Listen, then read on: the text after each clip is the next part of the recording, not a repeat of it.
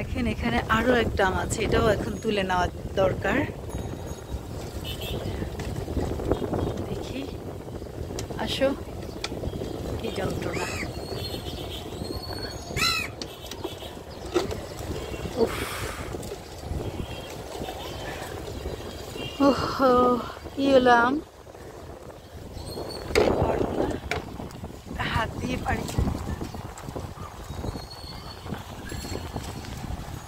থেকে, ডাল থেকে, এখান থেকে তুলে নেই, কেন প্রুনিং এর কাজটাও আমার একসাথে আম তোলার সাথে। ওহো বাবা, হাতের শক্তি একেবারেই মনে হয় নাই।